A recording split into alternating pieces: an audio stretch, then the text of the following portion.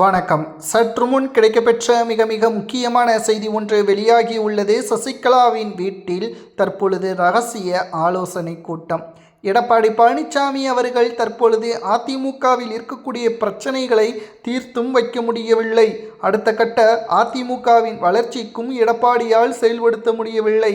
தற்பொழுது நிர்வாகிகள் அனைவரும் அதிமுகவில் எடப்பாடிக்கு எதிராக செயல்பட்டால் அவர் தானாக முன்வந்து அவரது பதவியை ராஜினாமா செய்வதை தவிர வேறு வழியே கிடையாது. இதனால்தான் சசிகலா அவர்களது வீட்டில் ரகசியமாக நிர்வாகிகள் ஆலோசனையும் நடத்தி வருவதாக செய்திகள் கிடைக்கப்பெற்றுள்ளது. நடைபெறக்கூடிய சட்டமன்ற 6 தொகுதிகளுக்கான இடைத்தேர்தலில் 5 அதிமுகவின் எம்எல்ஏக்கள் தான் ராஜினாமா செய்தார்கள். அந்த 5 சட்டமன்ற தொகுதியிலாவது அதிமுக வெற்றியடைய வேண்டும். அப்படி வெற்றியடையவில்லை என்றால் நிச்சயம் தமிழக அரசியலில் அதிமுகவில் எடப்பாடிக்கு எதிராக மிகப்பெரிய அளவிலான எதிர்ப்புகள் நிலவும் என்பதில் துளி அளவு கூட சந்தேகம் கிடையாது.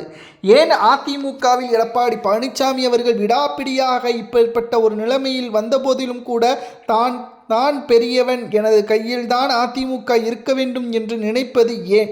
சசிகலா அவர்களுடன் இணக்கமாக செயல்படாமல் அதிமுகவின் வளர்ச்சிக்கு உதவாமல் எடப்பாடி இவ்வாறு செயல்படுவது நிச்சயம் திமுக தாவேகா என்ற அரசியல் களம் தற்பொழுது மாறிக்கொண்டிருக்கிறது 90%.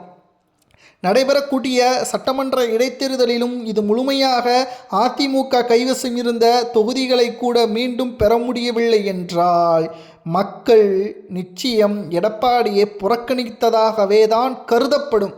அதில் துளியளவு கூட சந்தேகம் கிடையாது. எடப்பாடி பழனிசாமி அவர்களை அப்பொழுது நிர்வாகிகள் எதிர்த்து சசிகலா அவர்களது வீட்டிற்கு சென்றாலும் கூட அதிமுகவில் எடப்பாடி பழனிசாமி அவர்களது பெயர் இனி இருக்காது என்ற முடிவிற்கு நிர்வாகிகள் வரவுள்ளதாக செய்திகளை நம்மால் பார்க்க முடிகிறது. ஏனென்றால் இந்த இடைத்தேர்தலுக்கு பிறகு நடைபெறக்கூடிய உள்ளாட்சி தேர்தல் தான் மிக முக்கியமானது. உள்ளாட்சி தேர்தலில் அதிமுக கைப்பற்றவில்லை என்றால் நிச்சயமாக அதிமுகவின் கிளைகள் ஒவ்வொன்றும் சிதறும். இதற்கு எடப்பாடி தான் முக்கியமான காரணமாக இருப்பார்.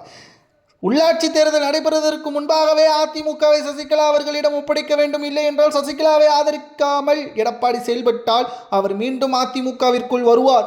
இதைத்தான் சசிகலா அவர்களது வீட்டில் ரகசியமாக நிர்வாகிகள் தற்பொழுது ஆலோசனையும் நடத்தியிருப்பதாக செய்திகளும் தற்பொழுது கிடைக்கப்பட்டுள்ளது. பொறுமையாக இருந்து பார்க்கலாம். எடப்பாடி பழனிசாமி அவர்களது செயல்பாடு இந்த சட்டமன்ற இடைத்தேர்தலை வரைதான் நிர்வாகிகம் பொறுத்திருந்து பாதுகாத்து எடப்பாடி பழனிசாமியின் செயல்பாடுகளை கவனிப்பார்கள். தோல்வியடைந்தால் நிர்வாகிகள் சசிகலாவின் பின்